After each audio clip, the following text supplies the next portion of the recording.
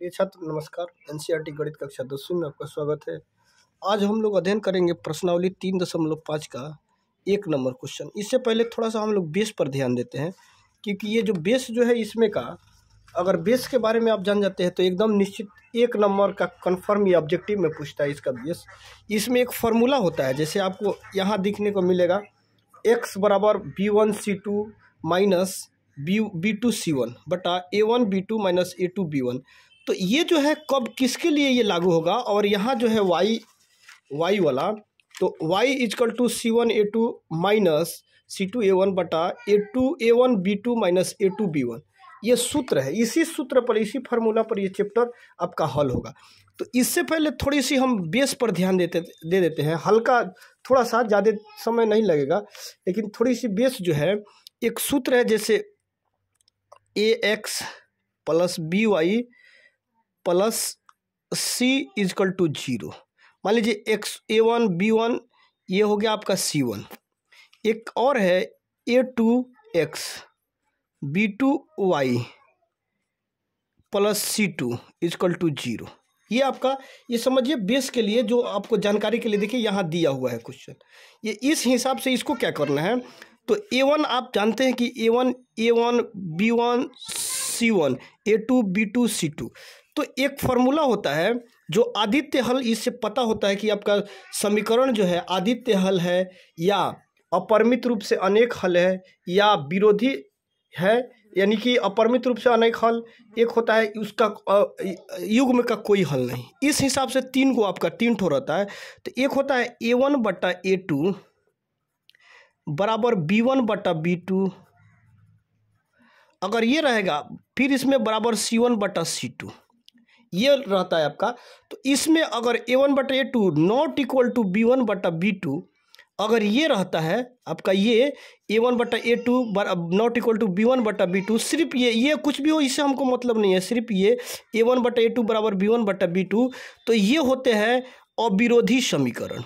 अविरोधी समीकरण, ठीक, ये क्या होते हैं, अविरोधी समीकरण।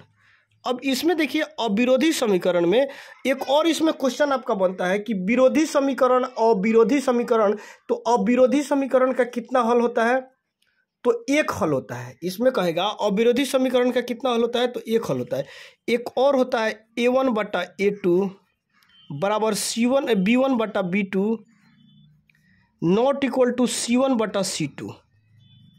तो ये होता है आपका विरोधी समीकरण। विरोधी समीकरण, तो विरोधी समीकरण जो होता है, अब इसमें पूछा जाता है कि विरोधी समीकरण का कितना हल होता है, तो विरोधी समीकरण का एक भी हल नहीं होता है। विरोधी समीकरण का एक भी हल नहीं, ये आपका 1 नंबर में पूछता है। और ये होता है a1 बटा a2 बराबर b1 बटा b2 इक्वल टू c1 बटा c2, यानी सभी बराबर हो, तो ये होता है मिश्रित, यानी मिश्रित समीकरण। ये मिश्रित समीकरण होता है। इसका अपरिमित रूप से अनेक हल होता है। इसका क्या होता है, अपरिमित रूप से अनेक हल। इसका एक हल, अविरोधी समीकरण का एक हल, विरोधी का कोई हल नहीं, और मिश्रित का अपरिमित रूप से अनेक हल होता है। तो ये मेन देखना है आपको क्या कर रहा है समीकरण में आपका क्वेश्चन प्रश्नावली 3.4 का, और इसको डिटेल से जानना है तो हमारे इस चैनल पे आपको वीडियो मिल जाएगा जो डिटेल से जानने के लिए है। डिस्क्रिप्शन में इसका लिंक मिल जाएगा, उसे जाकर आप इसे देख सकते हैं।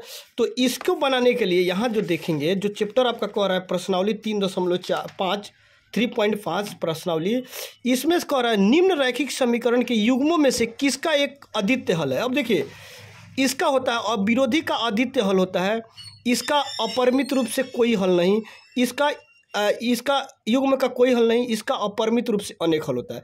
तो इसका आदित्य हल, अविरोधी समीकरण जब आपको मिलेगा तो अविरोधी समीकरण का आदित्य हल होता है।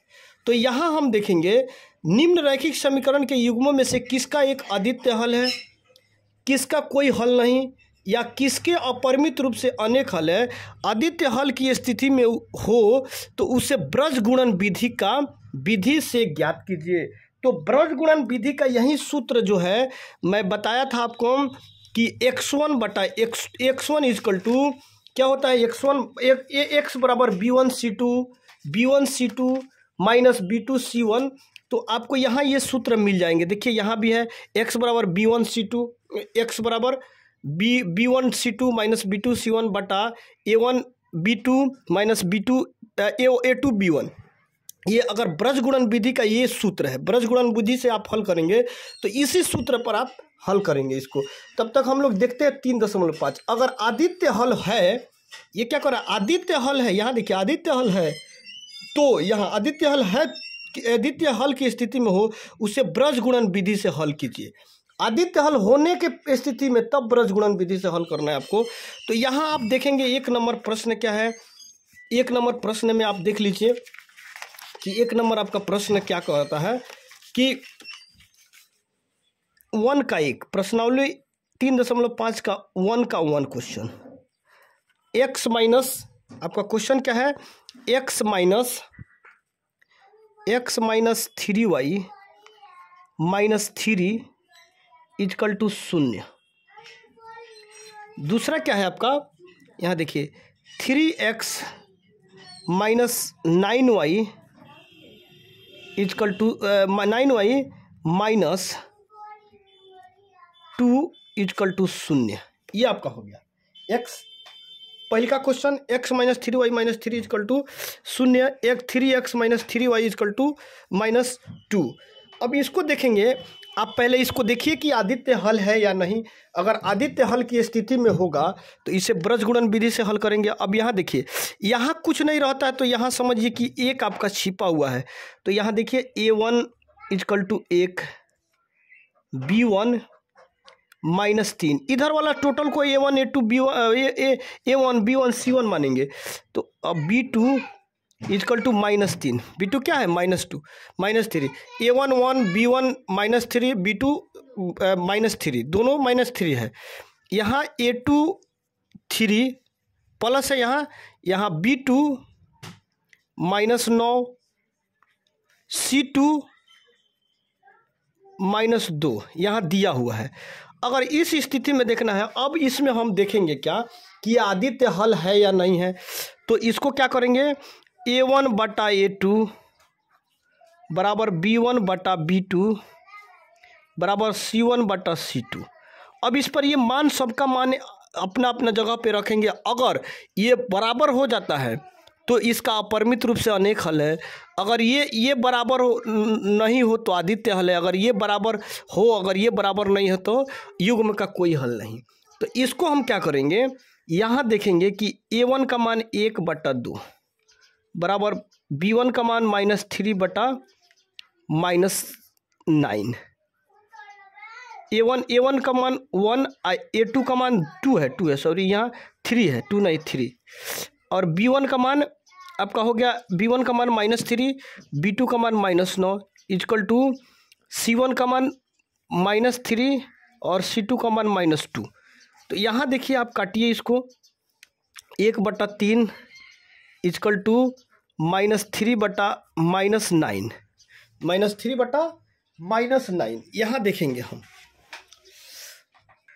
माइनस 3 बटा 9। अब यहाँ देखेंगे इक्वल टू, यहाँ क्या है, माइनस 3 बटा माइनस 2। सॉरी, इसमें थोड़ा सा मिस कर दिए, यहाँ काट देना चाहिए। तो यहाँ देखिए कोई बात नहीं, यहाँ काट देते हैं। माइनस से माइनस खत्म, ये माइनस से माइनस खत्म हो जाएगा। यहाँ हो गया क्या, यहाँ आपका हो गया 1 और यहाँ हो गया क्या 3, यहाँ क्या हो गया 3। अब यहाँ क्या करेंगे, 1 बटा 3 इक्वल टू 1 बटा 3 नॉट इक्वल टू 3 बटा 2। अब यहाँ ये हो गया, ये बराबर है और ये बराबर नहीं है, तो क्या होगा, ये युग्म का कोई हल नहीं होगा। यहाँ क्या होगा, युग्म का कोई हल नहीं। तो आपका क्वेश्चन क्या कह रहा है, अब अगर आदित्य हल की स्थिति में हो तब ब्रज गुणन विधि से आप हल करेंगे। तो अब इसका लिख देंगे, अपरिमित रूप से कोई हल नहीं, युग्म का, यहाँ अपरिमित रूप से या युग्म का कोई हल नहीं, कोई हल नहीं। बस ये आपका क्वेश्चन ये सॉल्व हो गया। अब दूसरा क्वेश्चन देखिए, 2 नंबर क्वेश्चन में आप देखेंगे, 2 नंबर में क्या है, 2 नंबर क्वेश्चन आपका देखिए क्या है। 2 में फिर देखेंगे आप 2 नंबर, 1 का 2 number, 2x plus Y equal to 5। यहाँ हो गया 3x plus 2y equal to 8। ये आपका ये 2 नंबर क्वेश्चन है। यहाँ देखेंगे, अब देखिए इसको समीकरण के रूप में लाइए, समीकरण में है लेकिन इधर इसको करिए y, इधर प्लस है तो इधर -5 इक्वल टू 0। यहाँ है 3x + 2y, इधर प्लस है तो इधर आकर -8 इक्वल टू 0। अब इसको a1 a2 में छाटिए। a1 equal to 2, b1 equal to -5, c1 b1 equal to 1 sorry 1, b1 का मान क्या है 1। देखिए यहाँ 1 है, यहाँ कुछ नहीं रहता है तो 1 छिपा हुआ, 1 + 1। c1 कितना है -5। यहाँ देखिए इसका देखिए a2 3, b2 2, c2 -8। ठीक है, ये आपका ये हो गया। अब क्या करेंगे, इसको देखिए आदित्य हल है या नहीं। इस फार्मूला पर a1 बटा a2, b1 बटा b2, c1 बटा c2, इस पर आप रखिए a1 बटा a2, b1 बटा b2, c1 बटा c2। अब इसका मान रखिए 2 बटा आपका देखिए b1 जो है क्या है, a2 क्या है 3 इक्वल टू आपका b1 क्या है 1, अब बटा ये माइनस नहीं है प्लस है, और 1 बटा b1 1, अब b2 2 इक्वल टू c1 कितना है -5 और c2 -8। इसको काट देंगे आप। तो देखिए यहाँ पहले ये शर्त में देखेंगे कि ये तो शर्त दोनों बराबर नहीं है, तो ये क्या है आदित्य हल है, यानी अविरोधी समीकरण, आदित्य हल है। तो यहाँ क्या कर रहा है क्वेश्चन में, आपका आदित्य हल की स्थिति में हो, तो जब आदित्य हल की स्थिति में है तो आपका ये समीकरण क्या है अविरोधी समीकरण है। अविरोधी समीकरण का तो एक हल होता है ऑलरेडी।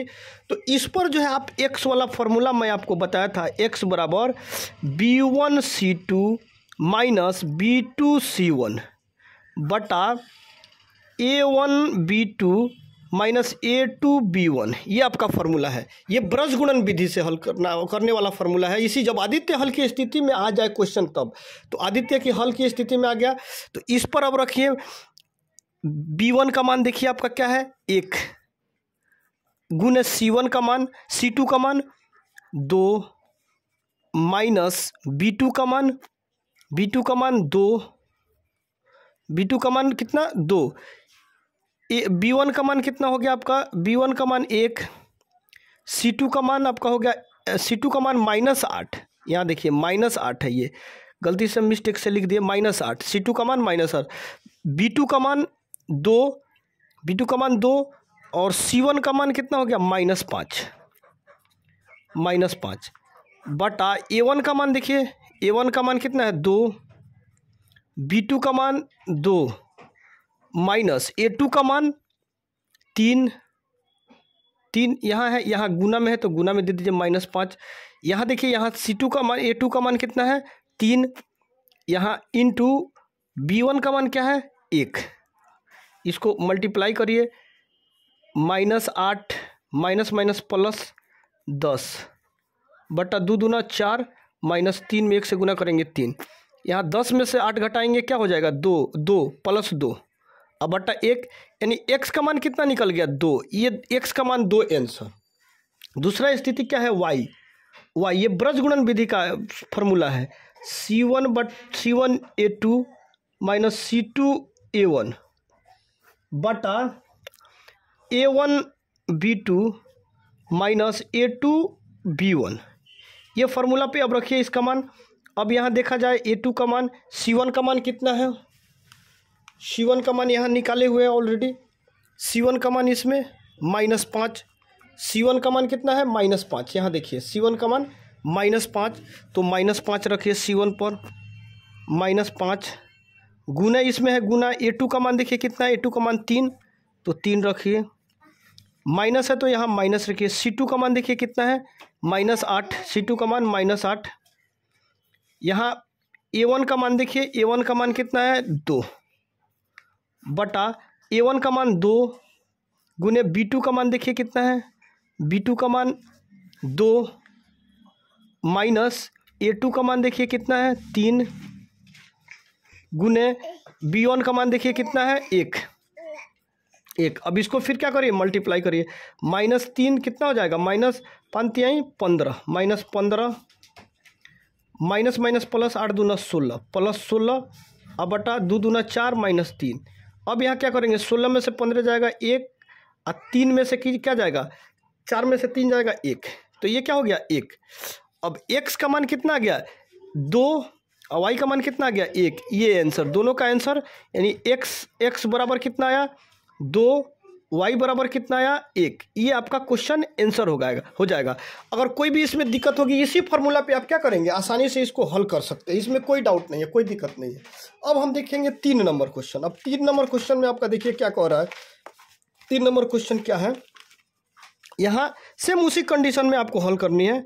3 नंबर क्वेश्चन आपका देखिए 3x minus 5y equal to 20। यहाँ है 6x minus 10y equal to 40। तो आप इसको देखिए क्या करेंगे, आप यहाँ जो है फिर इसको उस स्थिति में लाइए। 3x माइनस 5y इधर प्लस है तो इधर आके माइनस 20 इक्वल टू 0। इसको भी देखिए 6x माइनस 10y इधर प्लस है तो इधर आकर माइनस 40 इक्वल टू 0। अब a1 a2 पर छाटिए, इसको भी a1 बराबर 3, b1 बराबर माइनस 5, c1 बराबर माइनस 20।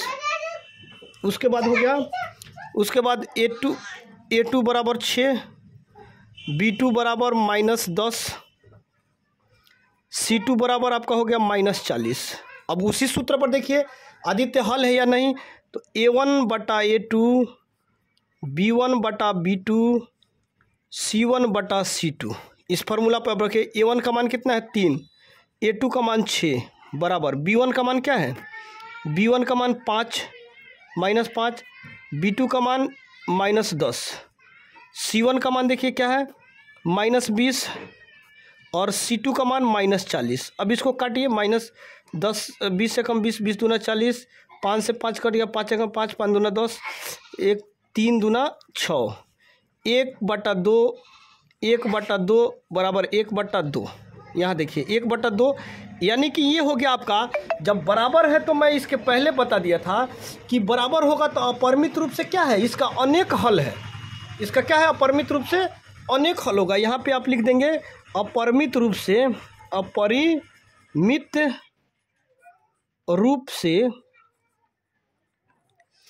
अनेक हल है, अनेक हल है। तो यहाँ इतना आपका हो गया, क्वेश्चन सॉल्व हो गया। अगर आदित्य हल होता तब उसके स्थिति में हम क्या करते, ब्रजगुणन विधि से हल करते, लेकिन आदित्य हल नहीं है, अपरिमित रूप से अनेक हल है। एक था फर्स्ट नंबर युग्म का कोई हल नहीं, तो इसको आगे नहीं निकाल सकते हैं।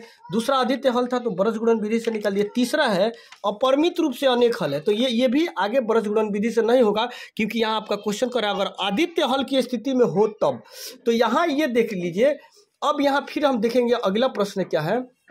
आगे आपका क्वेश्चन है x, यहाँ देखिए 3 नंबर क्वेश्चन, 4 नंबर क्वेश्चन क्या है, x minus 3y minus 7 equal to 0। उसके बाद 3x माइनस 3y माइनस 15 बराबर 0। अब यहाँ देखिए, यहाँ तो हो जाएगा लेकिन इसमें कॉमन ले लीजिए आप 3, तो x minus y minus 5 equal to 0। इधर गुना में है तो इधर आकर भागा हो जाएगा, minus x minus y minus 5 equal to इतना हो जाएगा। तो ये भागा देंगे तो 0 ही आएगा, x minus y minus 5 equal to 0। देखिए इसमें ये हो जाएगा। उसके बाद आप a1 छाट दीजिए, a1 बराबर 1, यहाँ कुछ नहीं है तो क्या है 1 छिपा हुआ है, b1 माइनस 3, c1 माइनस 7। उसके बाद देखिए a2 1, b2 माइनस 1, यहाँ देखिए यहाँ से निकाला जाता है, यहाँ c2 माइनस 5। अब फिर इसको उसी फार्मूला पर बनाइए, a1 बटा a2, b1 बटा b2, c1 बटा c2। अब a1 का मान कितना है 1 बटा a2 का मान 1 बराबर b1 का मान माइनस 3 बटा माइनस 1, c1 का मान माइनस 7 और बटा माइनस 5। सेम ये क्या करेंगे उस हिसाब से निकाल देंगे। अब देखिए माइनस माइनस कट जाएगा, ये भी कट जाएगा, 1 बटा 1, 3 बटा 1 इक्वल टू 7 बटा 5। तो हमको इससे मतलब नहीं, ये देखिए बराबर नहीं है तो क्या है आदित्य हल है। यहाँ क्या करेंगे आदित्य हल है, आदित्य जब हल होगा तो आप क्या करेंगे, ब्रज गुणन विधि से हल करेंगे। ब्रज गुणन विधि आपका देखिए क्या है, x इजकल टू क्या है, x का सूत्र b1c2 माइनस b2c1, ये आपका ब्रज गुणन विधि वाला सूत्र है। उसके बाद a1b2 माइनस a2b1, ये आपका a1b2, इस पर सबका मान रखिए। आप देखिए a1 का मान कितना है, a1 यहाँ दिया हुआ है। जैसे b1 का मान क्या है, b1 का मान -3, b1 का मान यहाँ क्या करेंगे -3, यहाँ गुना है तो गुना। c2 का मान देखिए यहाँ कितना है, c2 -5, माइनस यहाँ b2 का मान देखिए क्या है, b2 आपका -1, यहाँ माइनस कोष्ट में दे दीजिए, गुण है यहाँ गुना है। c1 का मान देखिए, c1 का मान क्या है -7, यहाँ बटा a1 का मान क्या है, a1 का मान 1, गुना b2 का मान देखिए, b2 का मान कितना है आपका -1, यहाँ माइनस a2 का मान देखिए 1, गुना b1 का मान देखिए, b1 का मान कितना है -3, यहाँ इसको मल्टीप्लाई कर दिए 5 minus minus plus 5 15, minus minus plus होगा लेकिन -7 बटा -1 माइनस माइनस प्लस 3, यहाँ 15 में से 7 घटाइए 8 और बटा 2 प्लस 2 काट देंगे, 4 दूना 8, तो 4 इसका आ गया। उसके बाद y वाला सूत्र फिर लगाइए, y बराबर क्या होता है, c1a2 माइनस c2a1 बटा a1b2 माइनस a2b1, इसी पर अब रखिए। इसका मान देखिए कितना है, c1 का मान कितना है आपका -7, गुने a2 का मान देखिए कितना है, a2 का मान 1, माइनस c2 का मान देखिए क्या है, c2 का मान -5, गुने a1 का मान देखिए क्या है 1, बटा a1 का मान देखिए 1, गुने b2 का मान देखिए क्या है आपका -1, माइनस a2 का मान देखिए क्या है 1, गुने यहाँ b1 का मान देखिए क्या है आपका -3, यहाँ -7 माइनस माइनस प्लस 5 बटा यहाँ -1 और माइनस माइनस प्लस क्या हो जाएगा आपका 4, इसको घटाइए 5 में से -7 में से फिर एक बार देख लिया जाए। c1 का मान आपका क्या है, c1 का मान माइनस a2 का मान आपका क्या है, a2 1, उसके बाद माइनस c2 का मान क्या है आपका, c2 का मान -5 और a1 का मान 1, उसके बाद आप देख लीजिए a1 का मान क्या है 1, b2 का मान क्या है, b2 का मान -1, माइनस a2 का मान क्या है 1, गुने आपका देखिए b1 का मान क्या है, b1 का मान -3, उसके बाद माइनस माइनस प्लस, अब हो जाएगा उसमें देखिए घटाइए, -7 में से +5 जाएगा तो -2, और ये +4 में से -3 जाएगा तो यहाँ +3, यहाँ हो गया क्या, y बराबर -2/3 और x बराबर क्या हो गया 4। देखिए अगर इधर थोड़ा सा अगर दिक्कत भी हुआ होगा, गड़बड़ाया भी हुआ होगा, तो आप क्या करेंगे, इसी फार्मूला पर रख के इसमें जिसका मान है उसका सेम मान आप बैठा देंगे तो आपका ये निश्चित आंसर हो जाएगा। मान लीजिए इतना बड़ा क्वेश्चन बनाए, इसमें कहीं प्लस माइनस में अगर मिस्टेक हो जाए तो आप खुद इस प्लस माइनस को क्या करेंगे, इसको संतुष्ट सजा कर और आप खुद आंसर ये कर लेंगे, देख लेंगे आप खुद अपने स्तर से और उसको आसानी से बना लेंगे।